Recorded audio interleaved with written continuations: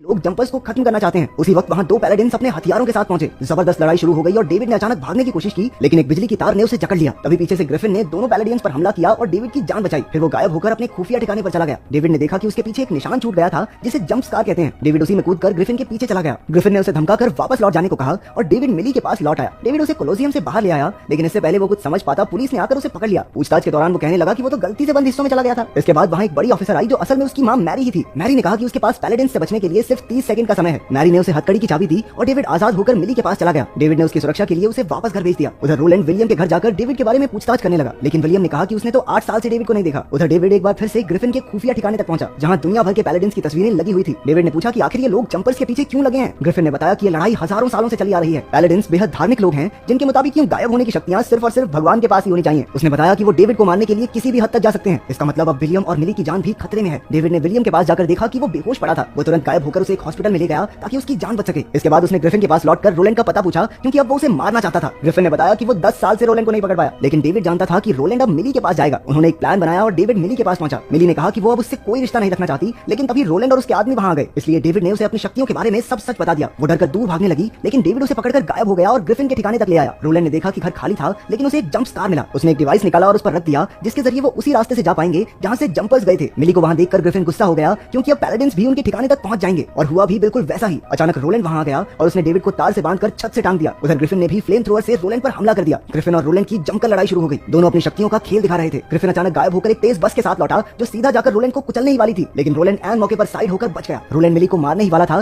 कि ग्रिफिन ने ऐन मौके पर आग फेंककर उसे वापस जंप स्कार में भेज दिया। ग्रिफिन भी पीछे कूद पड़ा और दोनों मिली के घर पहुंचे। एक बार फिर से लड़ाई शुरू हुई और ग्रिफिन जंप स्कार में ले जाने वाला डिवाइस चुराकर वापस अपने ठिकाने पर लौट आया, लेकिन पैलेडियंस ने कमरे के जंप स्कार से तार फेंककर मिली को वापस खींच लिया। डेविड मिली को बचाना चाहता था, लेकिन ग्रिफिन ने एक बॉम्ब निकाला। उसने कहा कि वो एक ही बार में सारे पैलेडियंस को खत्म कर देगा। वो मिली के घर बॉम्ब लेकर जाने ही वाला था, लेकिन डेविड बॉम्ब छीनकर गायब हो गया। ग्रिफिन भी उसके पीछे भागा और दोनों में लड़ाई शुरू हो गई। दोनों लड़ते लड़ते एक से दूसरे देश में गायब होते रहे, कभी इजिप्ट, कभी न्यूयॉर्क, कभी सैन फ्रांसिस्को में, लेकिन बॉम्ब के रिमोट की लड़ाई जारी रही। अचानक वो एक युद्ध के मैदान में पहुंचे और रिमोट ग्रिफिन के हाथ लग गया, लेकिन उसने देखा ही नहीं कि बिजली का खंभा उस पर गिरने वाला है। डेविड उसे लेकर वहां पहुंच गया और जोरदार बिजली ने ग्रिफिन को जकड़ लिया। ग्रिफिन ने मरते मरते डेविड से कहा कि वो मिली के घर ना जाए, क्योंकि 5 पैलेडियंस उसे चुटकियों में खत्म कर देंगे। लेकिन डेविड मिली को बचाने के लिए कुछ भी कर सकता था। वो वहां पहुंचा और पैलेडियंस ने उसे एक ही पल में छत से टांग दिया। डेविड ने फिर पूरा जोर लगाकर गायब होने की कोशिश की, जिससे पूरा घर हिलने लगा। अचानक वो पूरे घर के साथ ही उस नदी में गायब हो गया, जहां उसे पहली बार अपनी शक्तियां मिली थी। कुछ पैलेडियंस डूब गए और डेविड घर को लाइब्रेरी में ले गया। उसने देखा कि रोलैंड अब भी जिंदा था। आखिरकार वो उसे लेकर गायब हुआ और कैनियन के सुनसान पहाड़ों पर अकेला छोड़ दिया। कुछ समय बाद वो अपनी मां से फिर मिला। आखिरकार मैरी ने उसे बताया कि वो खुद भी एक पैलेडियन है। जब डेविड 5 साल की उम्र में पहली बार गायब हुआ, तो मैरी को दिल पे पत्थर रखकर उसे